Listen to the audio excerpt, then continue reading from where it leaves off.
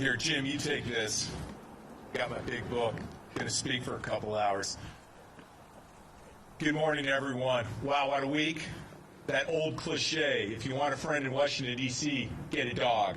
May be true for many, but for me, I know I can come to Fort Bragg and be with my brothers and sisters in Special Operations Forces who always have my back.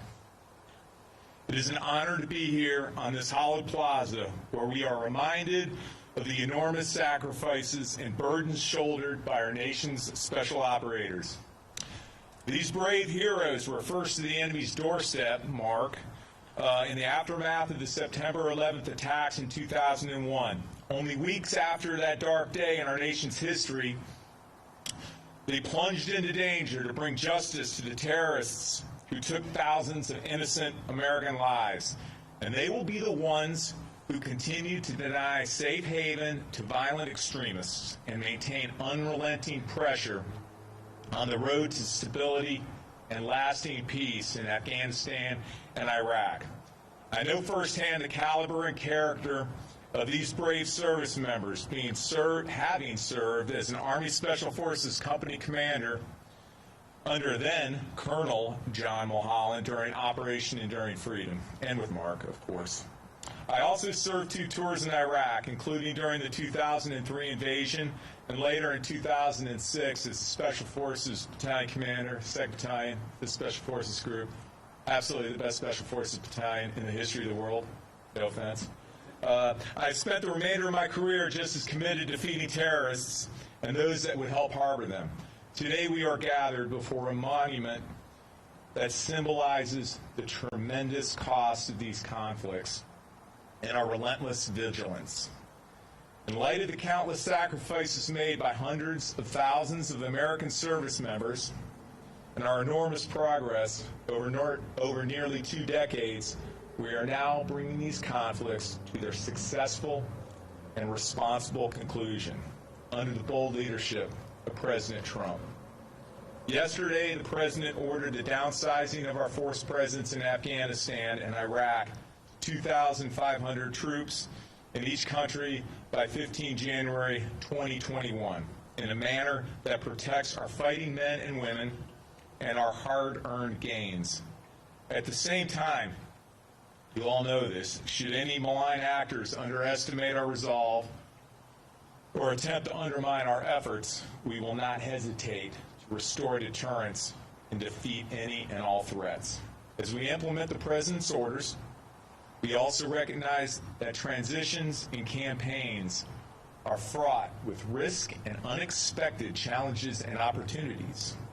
That is why I am here today to announce, this is an omen, I'm here today to announce that I have directed the Special Operations civilian leadership to report directly to me instead of through the current bureaucratic channels.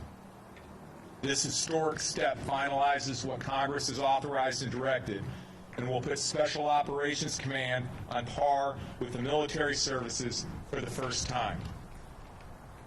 This reform will immediately improve agility to the Department and the Command and will enable us to streamline information flow, enhance decision-making, and more adaptly and adeptly support our commanders and their superb soldiers, sailors, airmen, and Marines. Change is often tectonic in the Department of Defense. This is by design, and as our history shows, has served the nation very well. Today's reform is directly aligned with all 3 of my priorities as outlined in my message to the force on Monday. First, bring the current war to an end in a responsible manner that guarantees the security of our citizens. 2, continue implementing the National Defense Strategy with an emphasis on transforming the department for great power competition. And 3, accelerate the department's activities to contribute to our whole of government effort to combat transnational threats. I also want to highlight that this particular change has been analyzed, debated, and refined over the course of the past 30 years, since the creation of Special Operations Command and the creation of the Assistant Secretary of Defense for Special Operations Low Intensity Conflict by the Nunn-Cohen Amendment to the Goldwater-Nichols Act of 1987. I have closely studied and been intimately involved in these efforts. I personally think Solik deserves to be an Undersecretary of Defense, but unfortunately that's beyond my authority and purview at this time. But I know future generations will take that one on. Today, as we chart a clear path forward for our special operators, we proudly stand on the shoulders of the giants who came before us. Colonel Aaron Bank, founder of the U.S. Army Special Forces. Major Richard Dick Meadows of the U.S. Army Special Forces is memorialized in the statue nearby. Major General Johnny Allison, founder, U.S. Air Force Special Operations. Captain Phil Bucklew, whose name adorns the Naval Special Warfare Center in Coronado, California. Brigadier General Evans Carlson, where the devil dogs. What an incredible commander. An influential commander of the earliest Marine Raiders. Major General Jack Singlob, a trailblazer among Special Operations Forces. Former Army Secretary John Marsh, a vocal advocate for soft improvements in the wake of Operation Eagle Claw. And more recently, Colonel retired Dave Maxwell, United States Army Special Forces. Lieutenant Generals John Mulholland and Charles Cleveland. Charles Cleveland. He's always Charlie Cleveland. That's good to see it formalized there. They're now retired senior leaders in the special operations community. We also acknowledge the leaders in Congress who were a driving force behind the Nunn-Cohen reorganization. I'm reminded of the late Congressman Dan Daniel from Virginia, an early and influential proponent of special operations reform, and Jim Locker, who was instrumental in garnering bipartisan support for the reorganization and later became the Assistant Secretary of Defense for Special Operations Low-Intensity Conflict. We have to remember, though, behind these titans stood an enormous group of dedicated patriots, many that have served in this building, who did the heavy lifting to create what ultimately became U.S. Special Operations Command, a national treasure, unparalleled in the world. These patriots give us strength and remain our guiding lights. Today, with the strong support of President Trump, we are forging the next chapter in the history of the United States Special Operations Forces and formalizing a watershed reform.